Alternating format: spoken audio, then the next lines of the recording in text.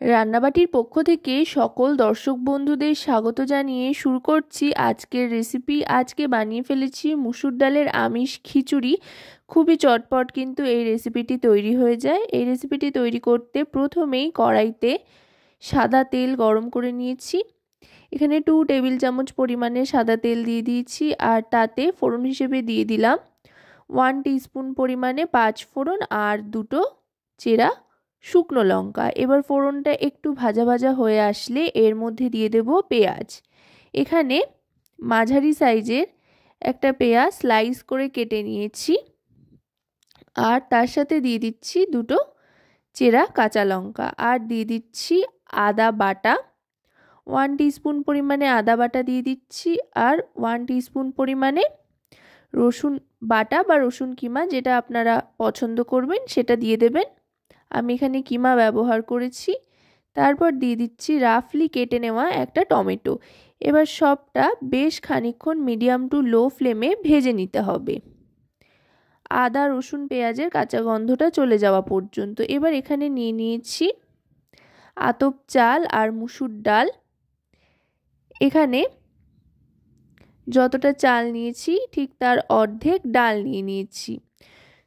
200 গ্রাম চালের সাথে 100 গ্রাম পরিমাণে ডাল এখানে নিয়ে নিয়েছি।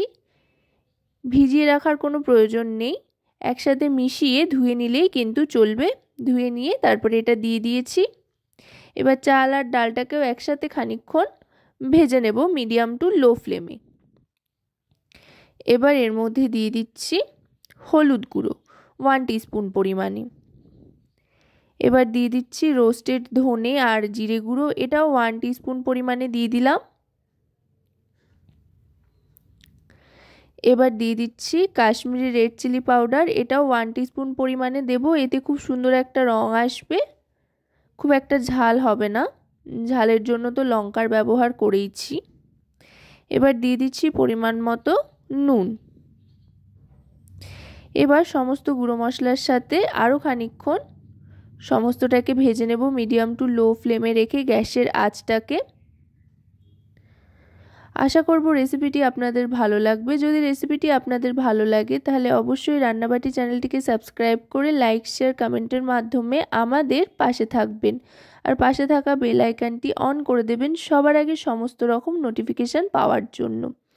এবার দিয়ে দিচ্ছি জল। যেহেতু আমি নর্মাল খিচুড়ি বানাবো তাই বেশ অনেকটা পরিমাণেই জল দিলাম। এখানে জলের সেরকম পরিমাপের কোনো ব্যাপার নেই।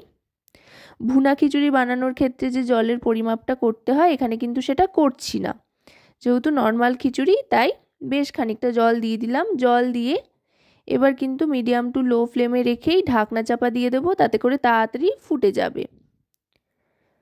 4 থেকে 5 মিনিট মতো ঢাকনা চাপা দিয়ে রাখলেই কিন্তু চাল আর ডাল দুটোই সেদ্ধ হয়ে আসবে। আমি 5 মিনিট বাদে ঢাকনাটা সরিয়ে নিলাম। ঢাকনাটা সরিয়ে নিয়ে আরও খানিকক্ষণ ফুটতে দেব। ফুটতে ফুটতে যখন চাল ডালটা সম্পূর্ণ সেদ্ধ হয়ে যাবে তখন দিয়ে দিতে হবে স্বাদ মতো চিনি। এবার দিয়ে দিচ্ছি ছোট চামচের 1 চামচ ঘি। ঘিয়ের পরিমাণটা আপনারা যতটা পছন্দ করেন সেই অনুযায়ী দেবেন, এতে খুব সুন্দর স্বাদও হয় আর গন্ধ তো অবশ্যই ভালো একটা আসেই। এবার ঘি দিয়ে ভালো করে মিশিয়ে নেব। একদম ভরপেট খাবারের জন্য পুষ্টিকর, তাহলে কিন্তু এই রেসিপিটার জুড়ি মেলা ভার আর খুব চটজলদি তৈরিও হয়ে যায়।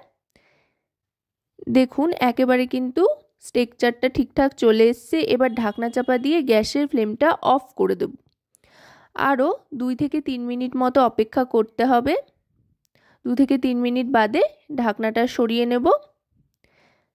এবার দেখুন একদম কিন্তু সেট হয়ে গিয়েছে আর খাওয়ার জন্য একেবারে তৈরি। এবার একটু এটা নাড়াচাড়া করে নিয়ে তারপরে আমি সার্ভ করে দেব। আপনারা কিন্তু এটা সকালের জলখাবারে কিংবা লাঞ্চে কিংবা রাত্রে ডিনার হিসেবেও তৈরি করে খেতে পারেন। খুব তাড়াতাড়ি হয়ে যায়, খুব সুস্বাদুও হয় আর খুব পুষ্টিকরও হয়, আর খুব সামান্য উপকরণ দিয়ে তৈরিও হয়ে যায়। আর আপনারা চাইলে আলুর দম কিংবা বেগুনি বা ডিমের অমলেটের সাথেও কিন্তু এটা খেতে পারেন। তো আজকের রেসিপিটি কেমন লাগলো অবশ্যই কিন্তু জানাবেন।